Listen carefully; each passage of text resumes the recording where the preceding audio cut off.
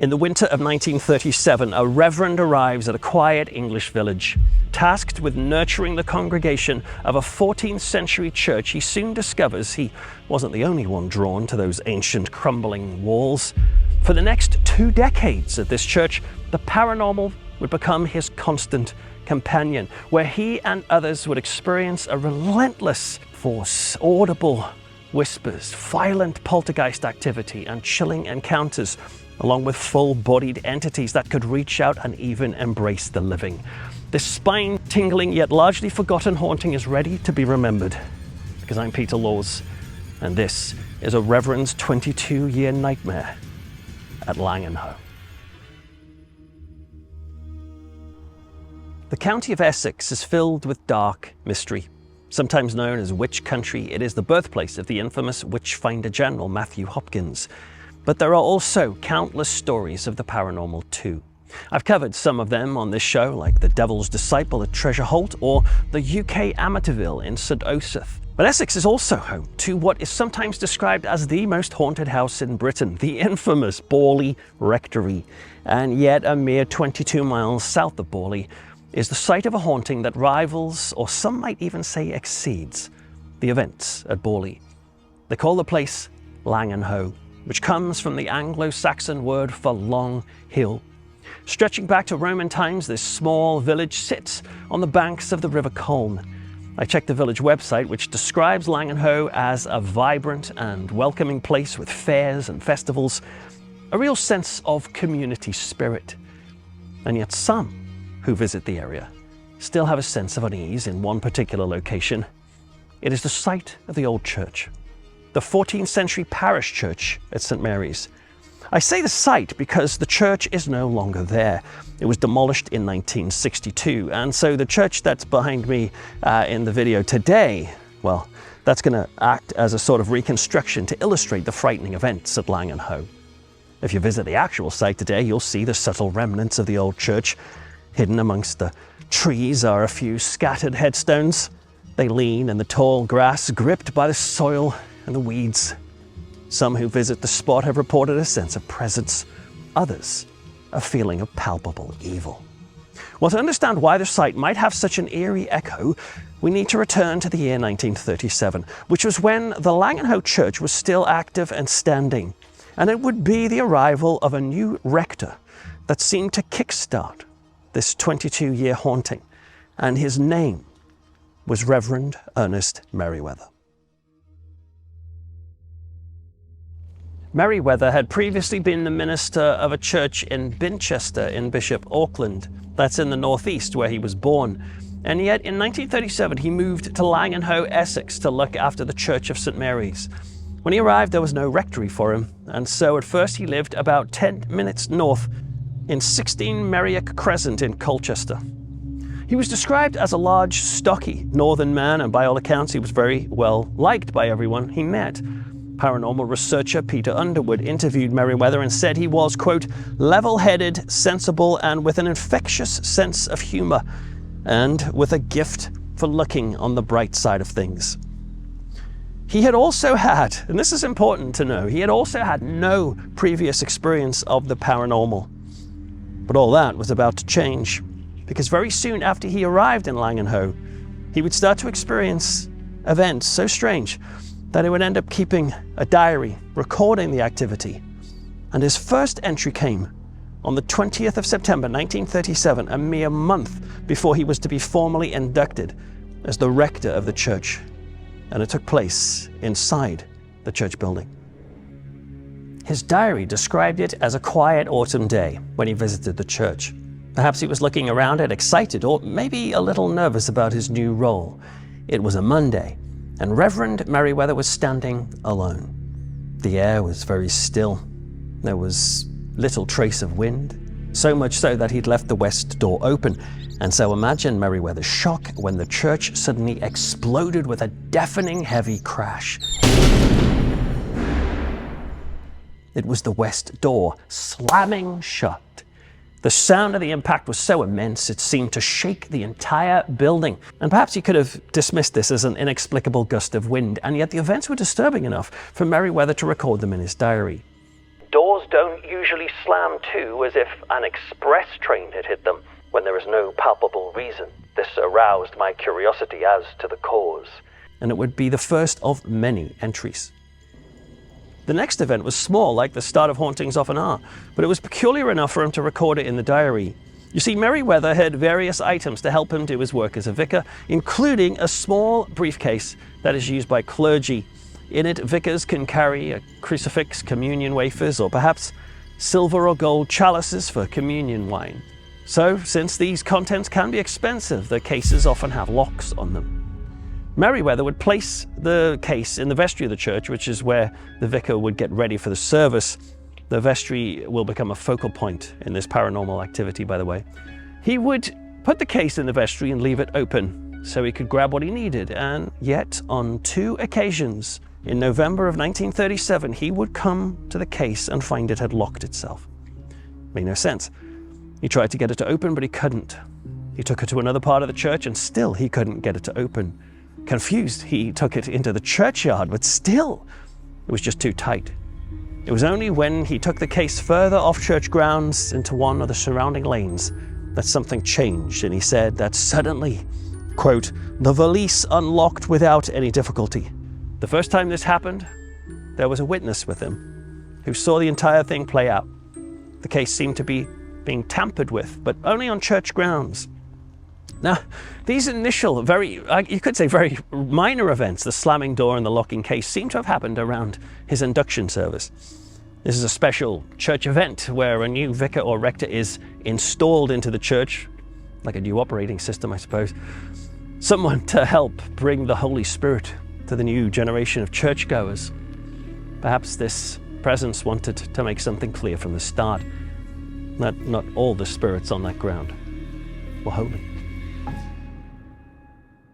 And so the new Reverend was inducted as the minister on February the 12th of November 1937, and a large congregation gathered to celebrate his arrival. Yet if Merryweather enjoyed the sight of a full church, it wouldn't last. You see, it was mostly visitors that day. His regular congregation was much, much lower. He only had about 6 or so people regularly attending the church each week. The church was about a mile's walk from the center of the village. Nearby Langenhoe had a Methodist chapel that had just been built a few years before in 1934. That was only half a mile further from the village, so perhaps people were drawn to that new church instead. Whatever the case, Merryweather would have felt the pressure to build the numbers up, especially when the bishop at his induction preached on the subject of, quote, the responsibility of a clergyman, and the bishop had said that Merryweather was to be the shepherd of the community. So after he started, he did just that. He focused on building the congregation, and he did somewhat. But what's fascinating is that nothing paranormal seemed to happen for the next 8 years. Perhaps he put the slamming west door and the locked case down to just one of those things. But then, in 1945, the activity picked up again. And this time, it would get much, much more frightening and would not stop. The events wouldn't only be witnessed by Merryweather either. For example, it was Easter Sunday, 1945, when Mrs. Gertrude Barnes came to the church. She was with her daughter Irene, and they had planned on preparing the space before the congregation arrived for the service. Well, Gertrude and Irene put some flowers into a vase, and they were going to place it perhaps on the altar, but they had another task to do first, so they set the vase of flowers down on one of the church pews. A split second later, Gertrude turned back to pick up the vase and found that even though it was sitting there, the flowers themselves had been taken out and laid across the pew. That was not how they left it. In fact, after that Easter Sunday, there would be repeated weird incidents with the church flowers. They would be moved from one place to another without anybody knowing why. Sometimes the flowers would vanish completely and simply couldn't be found. At other times, they would suddenly be discovered in a place where they had previously looked. After hearing how this case develops later, I'm inclined to see these flower issues as the first signs of a mischievous poltergeist. But again, these events were so subtle, you could put them down to potential absent-mindedness. But then, an event would happen to the Reverend Merryweather that would leap from the subtle to the extreme, because he was about to be physically embraced, not only by a ghost, but by a naked female one. Langenhoe Church was very close to a farm and also an impressive home called Langenhoe Hall. One day, Reverend Merryweather wandered down the lane from the church to the hall to pay his respects. Maybe he was simply being neighborly. Maybe he wanted to encourage attendance on a Sunday, who knows. But whatever the case, he arrived at the hall on an autumn day in 1947. He met with the owner. Now, some sources call her Mrs. Cutting, but others call her Mrs. Cummings. I'm going to stick with Mrs. Cummings. I think Mr. Cummings was away in London that day. Well, the lady of the house was happy to entertain the rector from next door and even offered to show him around the house. I find that a little bit odd because by now he would have been there for 10 years. Was this really the first visit that he had made next door? I don't know, but he was alone with Mrs. Cumming and she took him around the house on a tour. She led him to one of the bedrooms. This room had some impressive views over the marshes. Yet despite these beautiful views, Mrs. Cummings admitted that they chose to sleep in another bedroom rather than this one. They picked a one actually with a far less attractive view because she said she felt something wasn't right about this particular space in the house. In fact, while they stood there in that bedroom, she was already getting uncomfortable with the atmosphere. And so she said, "I don't like this room." And she walked straight out. This left Reverend Merryweather standing alone in the shunned room just for a moment. So he took one more step towards the window to admire the outlook. And then he turned back so that he could find Mrs. Cummings again. And that's when something insane happened. He stepped from the window towards the door when he suddenly felt the sensation of arms sliding around his body, pulling him close in an embrace. And the way he describes this embrace is disturbing. He said that even though it only lasted for a few seconds, it was, quote, wild and frantic. Just think about that for a second. When you give someone a hug, it's usually a fairly soft and gentle experience. It's not exactly rushed and energetic, but this feeling right now wasn't like a hug. This was frenzied, a ravenous nature which was alarming. Once the figure had a hold of him, he felt it pressing itself eagerly against him, and he knew it wasn't hard to tell. He was in the arms of a woman, a naked woman. He could feel her bare skin against his, and yet there was nobody in the room. There was no auditory or visual evidence to accompany this moment, just the absolutely clear feeling of skin on skin, unrestrained and manic. In shock, he scrambled out of the room and tried to gather himself. He found Mrs. Cummings and awkwardly thanked her for the tour, but he didn't say anything about the naked woman. Instead, he just got out of there and he raced back to the church. I wonder if he looked back on the lane, how he would know if that ghostly woman had followed unless she had touched him again. Maybe she was standing right next to him, walking, and he couldn't see her. How would he know for sure? Well, back at the church, he was racking his brains to know what he should do after that incident, and he decided that it just wasn't right to talk to Mrs. Cummings about it. Maybe he was embarrassed given the naked aspect of it, or perhaps he didn't want to scare her. After all, the previous phenomena had happened in and around the church building, so this was somebody's house in which this had happened. Perhaps his pastoral heart couldn't bring himself to lay something so frightening onto his neighbor, and so instead, he made a phone call to the Bishop of Colchester. Now, you might think that the bishop would hear this naked ghost story and say, "What have you been drinking?" But actually, the bishop was fascinated. He was open to the paranormal. Why? Because he'd experienced poltergeist phenomena himself, firsthand. You see, in previous years, this had happened through his link to Borley Rectory. He had been to the infamous paranormal hotspot during the height of the haunting activity there, and he was almost hit on the head by a stone that had been launched at him from out of nowhere. It hit the fireplace instead, and he was convinced that there was something going on there. And so after hearing the story about the naked woman, he was keen to help Merryweather figure this all out. And they decided to look into the hall's history, hoping to discover who this phantom woman might be. Merryweather hadn't done much investigating into the history of the area at that point, but now they started to uncover stories of Langenhoe. He was chilled to hear that for many years the locals had considered the area around the church to be haunted. There were legends of specters that stalked the churchyard at night, including one of them dressed in black, and he felt another shiver when he learned that that spirit was female.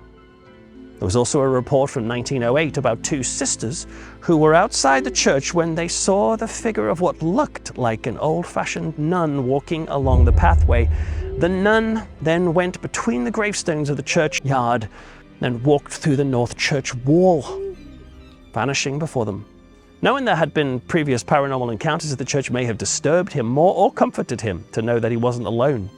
But as the years went by, he would learn that lesson over and over again. He wasn't alone in that place, and the activity was to become relentless. The bizarre naked woman encounter had happened in the autumn of 1947, but when 1948 came round, the haunting intensified.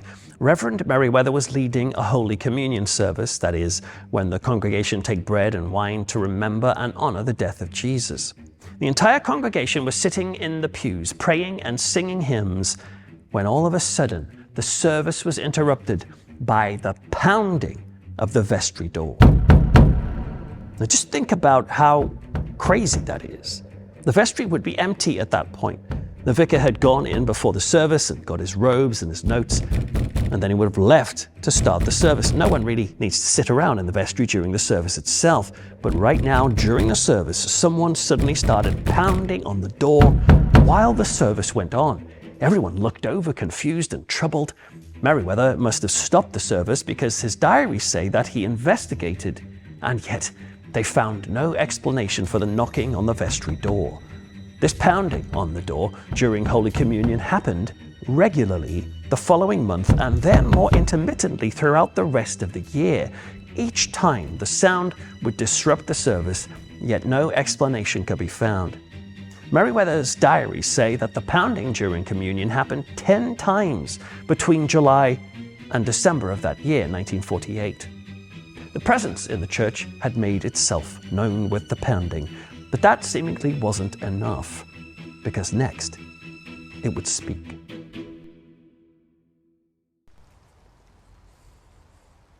A very peculiar event happened on Thursday, November the 11th of 1948. Merryweather was outside raking coal at the side of the church with an iron rod. He was midway through this job when he suddenly got the strange impression that something or someone was watching him. Even though the churchyard was totally empty of people, he still felt the clear sense of someone close by. Now, at the time, he was wearing a biretta during his work. That's a hat that you may have seen some Catholic or Anglican priests wear. It's sort of like a kind of stiff square hat with 3 or 4 rounded edges on the top. Well, Merryweather, when he felt this presence, he took his biretta off and he placed it on the end of an iron pole that was used to rake coal, sort of like a hat stand. He looked around, wondering who was making him feel so watched, when something astonishing occurred. His hat, the biretta, started to move by itself on the end of the pole, began to revolve very slowly right in front of him. It was as if some invisible fingers were turning it for their own amusement. This was strange enough, but then, only 5 minutes later, something even more frightening happened. He heard a voice speaking to him. Now, this needs some explanation. In 1948, there had been a series of incidents in the local area involving disaffected youths. These had been reports of vandalism and even assaults by young boys. They'd been attacking people on the local lanes. And so the Reverend was frankly a little worried, understandably, about these attacks. And so despite his large, imposing size, he decided to carry something extra for protection. It was a small dagger. He'd obtained this dagger from a relative who had sent it to him from Cyprus. Well, on the day of the biretta turning on the pole, he had that dagger tucked into his belt, which was hidden under his cassock robes. Now, if those youths had turned up, he could reach under the robes, pull out the dagger, and hopefully send the wayward teens on their way. After the incident with the biretta, however, he went inside the empty church and was standing at the altar. He was looking out onto the church when he suddenly felt the strangest sensation. Something, somehow, was reaching under his cassock and was now tugging at the Cypriot dagger inside his belt. The next thing he knew, the metal blade clattered onto the stone floor of the church, And then something chilling was heard after it. A clear and shockingly distinct female voice spoke to him from inside the empty church, and the voice said the words, "You are a cruel man." Merryweather said that this was definitely a woman, and it sounded like it was coming from the tower behind the altar, which sat at the end of the church. Was this voice the naked woman from the manor? Now, you might say that Merryweather was the only one to hear the voice, and so maybe he was mistaken. But soon after this, there would be more auditory phenomenon that was witnessed by multiple people. On the 2nd of December of 1948, just a few weeks after the voice and the dagger incident, Merryweather was in the church with a number of other congregation members. They were sitting, chatting, when all of a sudden, they heard an unexpected sound echoing through the church building. It was coming from the direction of a door that had long been blocked up. This had previously been a private entrance door for people who lived in the manor house. Now it was fully bricked up, and yet the congregation was staring at that bricked up door in fright as they heard the distinct sound of what they called an old man's cough coming from it. They stared at one another as this spectral coughing went on, as if an invisible figure was standing right there coughing. And then after it died away, they all flicked their heads towards the altar because there was a small bell that hung there, and suddenly it began ringing on its own. They all heard it. As if that wasn't enough, not long after the bell, the church was hit with a loud cracking sound. It was so loud, they described it as being like a rifle shot. And the sound came from the same spot as the bell, and when they investigated, they found a small pile of stained glass lying in the chancel near the altar. This bell would ring by itself for months afterwards, even though nobody was there to touch it. The activity appeared to be ramping up now. For example, they had hanging lamps in the church, which would sometimes start swinging on their own accord, as if the presence was deliberately pushing and shoving them. It was really unsettling to see. One lamp even burst into flames, which made no sense at all because it hadn't been filled with oil.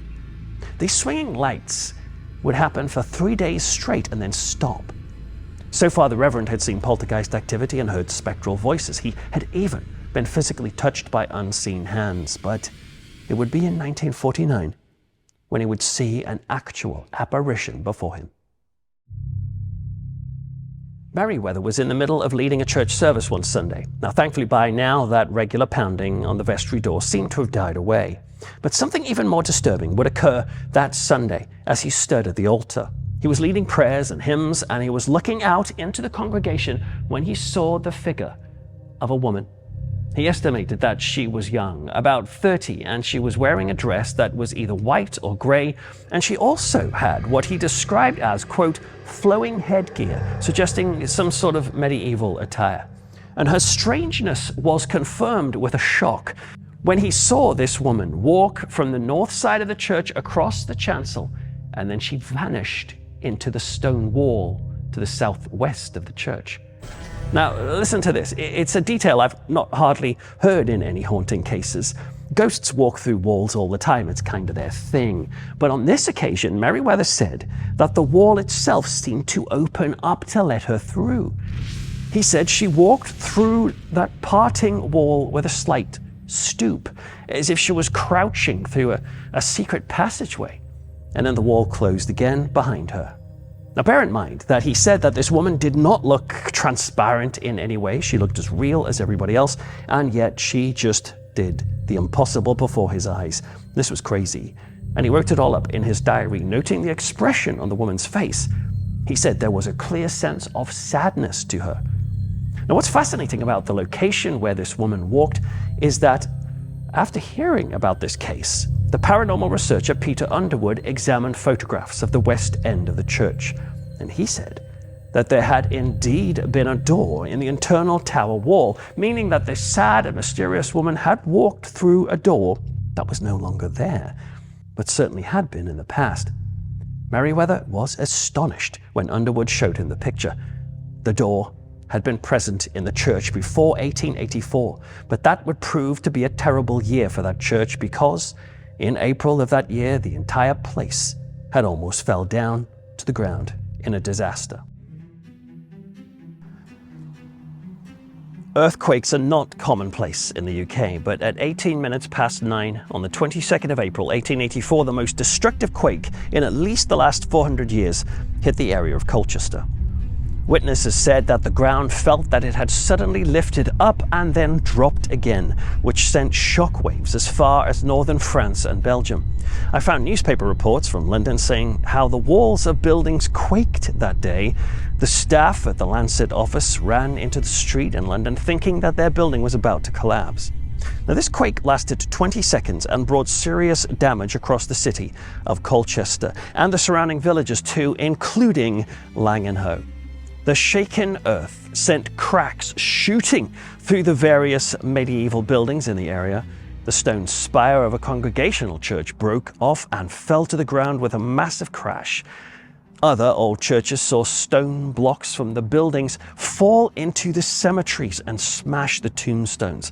About 1,250 buildings were damaged and people died too. One man in Wivenhoe was lying in his sickbed when the chimney stack fell in the next room. The sound and the impact had such a shock on him that he died of fright. A child in Peldon was killed by a falling chimney, and a man in Rowhedge was hit by a falling brick and killed. The Guardian newspaper said that the quake sent a wave of terror through the locals. Some even thought this might be the end of the world and fell to their knees in frantic prayer. It wasn't the end of the world. And compared to global quakes, it was only 4.6 on the Richter scale, but for the United Kingdom, this was a serious earthquake, especially for Langenhoe Church. The building was hit hard and was rendered, quote, a complete wreck, according to the papers. The foundations were so shaken that it was seen as impossible to repair, but they did rebuild it entirely. And that is when that door changed.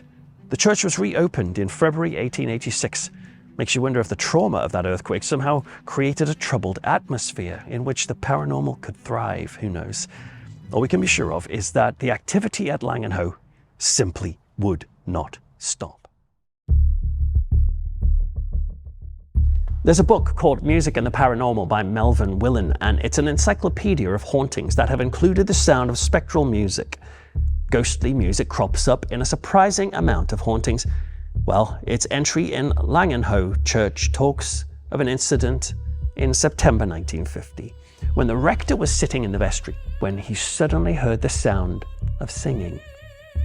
It was, he said, quote, the clear sound of a feminine voice in full song, seemingly down the west end of the church.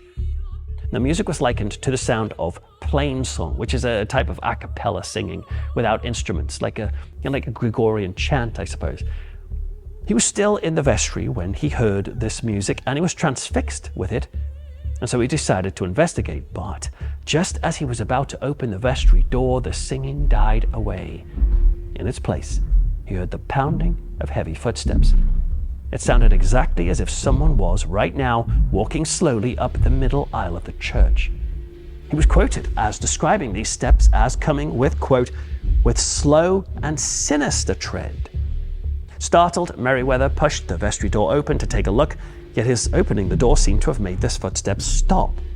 He looked out and found that the church was completely empty. There was no singer. There was no one to make the footsteps, despite them being so clearly distinct and so close only seconds before. This ghostly singing came back just 1 week later. Only this time, other people heard it. Merryweather arrived at the churchyard and noticed there were 2 workmen crouched on the ground by the west door, which was locked. Confused, he stepped closer and realized that they were looking through the west door keyhole. The 2 men spotted him and waved him over, telling him to listen. He did and was astonished. Someone was inside the church singing again. It sounded to him like the language was French. Merryweather quickly pulled out the key and unlocked the west door, and him and the workmen hurried inside to find this singer. They nervously explored the building, looking for the source. They even climbed up the spiral staircase which led to the church tower, but no. Despite the unmistakable sound of singing, heard by 3 witnesses, there was nobody in the church to make those sounds. There was a pattern developing. Whatever this presence was, it seemed intent on scaring and confusing people of that church. But why?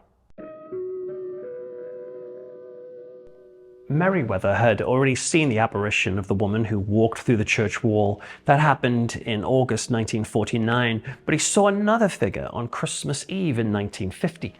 He was in the church when he noticed movement, and when he looked towards the nave, that's the area where the congregations sit, he saw a figure gliding up the aisle towards the chancel.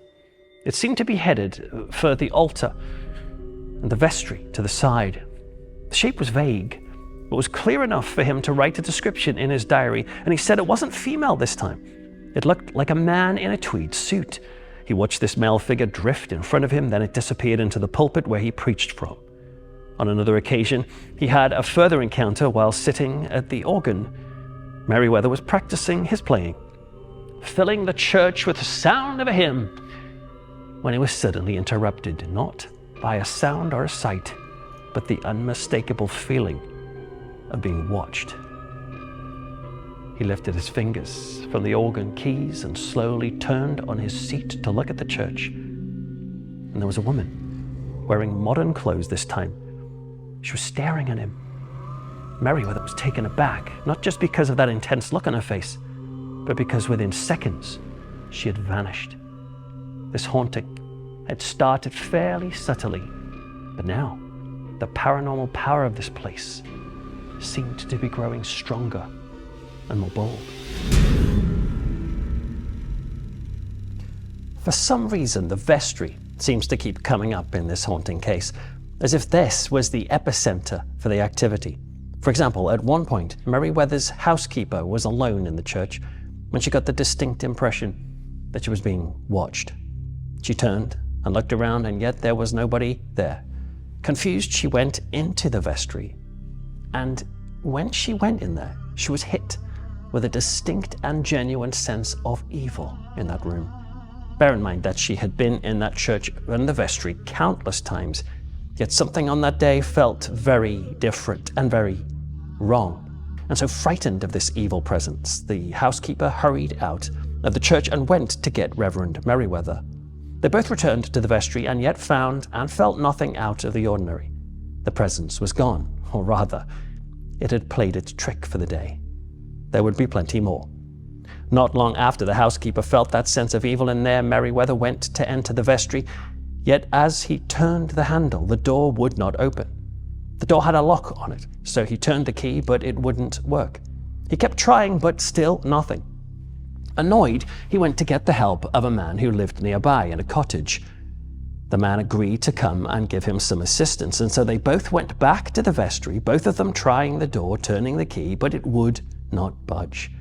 And Merryweather started to consider how he might break in, until all of a sudden, like a flick of the switch, the door just suddenly opened quite easily. This thing appeared to be playing games. Perhaps the man from the cottage thought it was just some issue with an old lock or a hinge, because he hadn't seen any strange activity near the church and he'd lived there for decades. But by now, Merryweather had seen quite enough. He believed that the door would not open because a malicious or mischievous presence on the other side was holding it shut. There are so many other incidents that happened at Langenhoe Church. For example, in the autumn of 1950, Merryweather entered the building. It was September 14th, and yet the church was filled with the intense smell of violets. Violets were not in season, and yet the fragrance was unmistakable. On the Sunday of 28th of January 1951, Merryweather was in the church along with his housekeeper and her daughter. He spotted that the church flowers were wilting and ready to be replaced, and so he went to throw the dead flowers away in the churchyard. When he returned, he walked towards the vestry and stopped dead. On the vestry door was the unmistakable white imprint of a woman's hand. Merryweather had arrived at the church that day 15 minutes before he saw that hand, and he had looked at the vestry door then when he first arrived, and he was absolutely adamant the handprint was not there before, and yet here it was. His housekeeper and daughter both saw the handprint plainly too. So did everybody else who entered the church for a while, because that white female hand mark stayed there for around 10 days until it gradually faded from view. In July or August of 1951, Merryweather arrived at the church to hear voices coming from inside. It sounded like 2 or 3 people were in deep conversation, with a male voice being the most noticeable. But then this conversation died away and he heard a heavy sigh coming from within. Once again, when they looked around, there was nobody there to make the sounds. He would see other apparitions too, like on the 12th of October 1952 when he was singing a psalm and he suddenly felt someone watching him. He turned to see a young woman in a cream dress staring at him with a sad look. She seemed so real, with an oval face and blue eyes, but she faded and vanished before him. Though Merryweather said the dress itself seemed to linger for a short time after her body disappeared. And the haunting did seem to focus on people with a knowledge of them. For example, in 1950, a bricklayer who used to be a local bell ringer was high up in the empty church. He was replacing tiles when he suddenly heard the church bell ringing. It chimed twice, even though he could see there was nobody there to ring it. Up until that moment, the bricklayer had dismissed stories of the church being haunted, but after this, he totally changed his opinion. Something was going on in that unsettled ground. I find this fascinating that this man used to be a bell ringer and somehow the activity exposed to is bell ringing, almost as if the presence had this sly way of aiming its activity at certain people in certain ways. A bespoke, personalized haunting, if you will. It's also interesting to see how this haunting follows a pattern. For a while, the presence was banging on the vestry door, and then it seemed to get bored with that and started swinging the church hanging lamps instead for a few months. Then it stopped that for some other new display. Remember the 2 incidents of ghostly singing? They happened just 1 week apart from each other and then stopped. It's almost like this thing had found a new skill for a while and then moved on to another. Indeed, not long after the singing events, they had issues with a locked cupboard door in the church that contained the rector's robes and vestments. In all of his 22 years at the church, he said that the door of that cupboard had always worked properly, it had been securely locked, it opened when needed, it locked when needed, no problems at all. But then on one single Sunday, it was found to be open, no big deal. But then not long after that, the issue with the cupboard happened 4 times, all on one other Sunday. And after that, it never happened again. Gives the impression of either a vindictive, focused spirit or the classic mischievous poltergeist that just wants to mess around in an almost juvenile way until it gets tired of one expression, moves on to the next. I don't know about you, but the idea of a poltergeist having this kind of childish yet nasty personality is, well, spooky.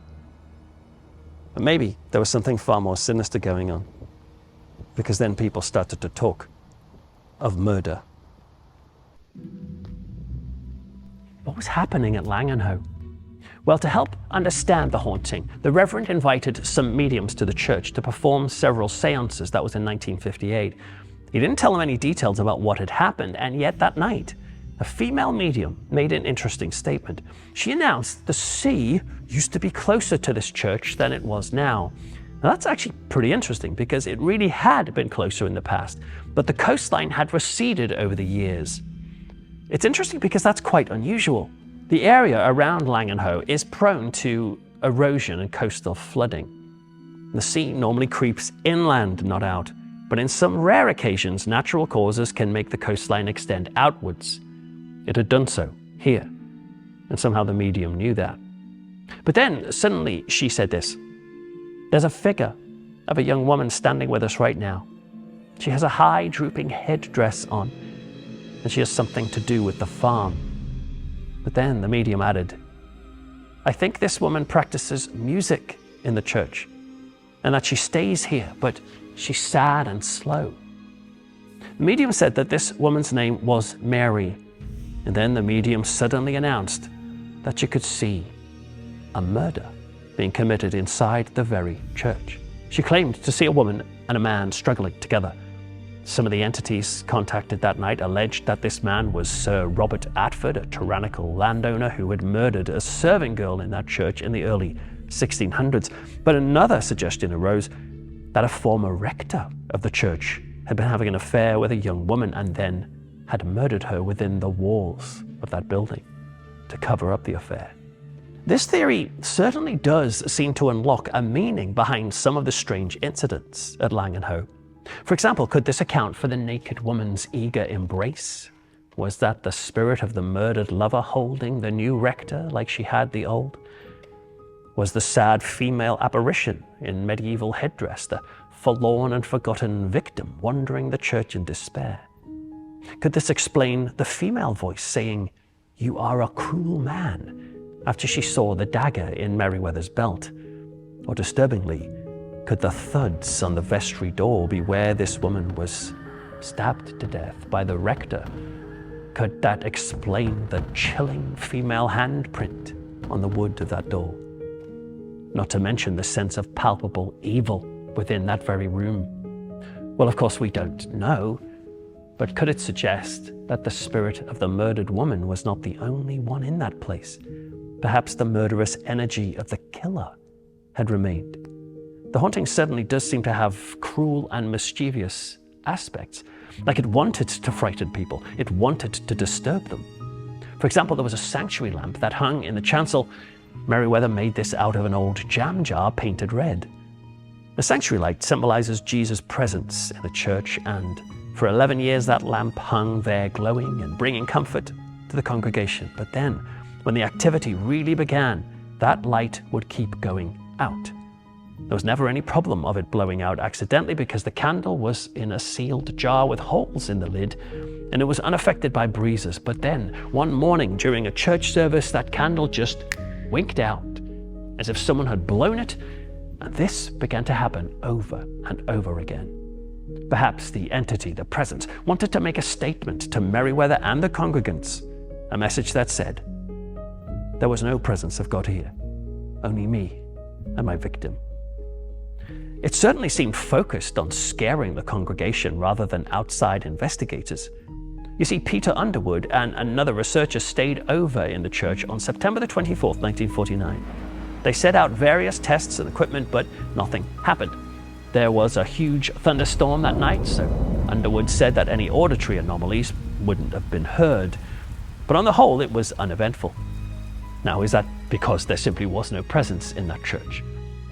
Or was this thing focused on the congregation only, and particularly on the rector, Reverend Merryweather, who perhaps was a representation of previous males who had entered that space and hurt people?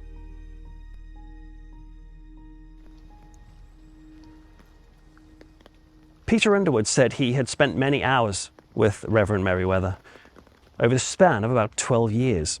So the rector was very open to challenge, to questioning.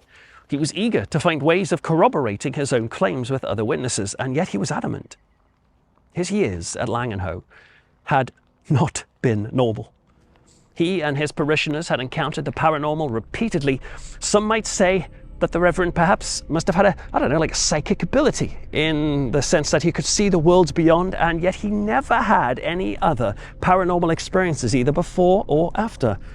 But for those 22 years, he had been subjected to a barrage of supernatural activity.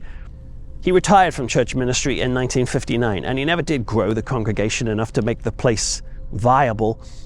The church never really thrived. And with so little in the offering plate, it became simply too expensive to fix or maintain. And that included the vestry, which one day became impossible to open because a loud crash was heard and the brass handle of the vestry door was found sheared in two. Perhaps whatever lurked inside that room had decided it had done enough and would coil itself into quietness, its job done. Because the church stood abandoned and neglected for 3 years after that, but was eventually demolished in 1962, not by an earthquake this time, but by the deliberate leveling of a demolition team. 3 years later, the Reverend Ernest Merryweather died himself. The events at Langenhoe Church have then faded from memory, and the church itself has vanished from view. And for some reason that I can't understand, it would become a dramatic haunting that seems to be constantly overshadowed by the most haunted house in Britain, just a few miles to the north in Borley. How could this case be so forgotten? Who knows? Maybe whatever walked the stone floors in Langenhoe simply wanted one thing, and one thing only: to wipe that church and the memory of that church off the map, and it achieved its goal. Today, visitors to the grounds will have little idea there was even a church there at all. They might walk their dog and pause for a moment on the very ground on which the vestry stood. Is there still something there lurking? Perhaps, but perhaps it stays quiet as long as the church is unknown. One wonders if the more we talk about Langenhoe, the more we remember it, whether that might cause an old angry phantom to stir to life once again, rising from among those weed-strewn gravestones to say, to insist, forget this place, I do not wish it to be remembered. I'm Peter Laws, and you are you, and now we both know the frightening case of a Reverend's 22-year nightmare at Langenhoe. Good night.